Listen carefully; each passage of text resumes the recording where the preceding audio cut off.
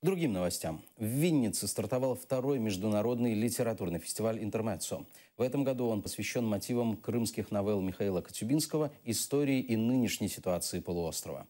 Открыли фестиваль выставкой Мустафа Джемилев «Несгибаемый борец за свободу прав человека». Это проект Польского института в Киеве, представляющего фигуру Мустафы Джемилева, лидера крымскотатарского народа, советского диссидента, как несокрушимого борца за права своих соотечественников.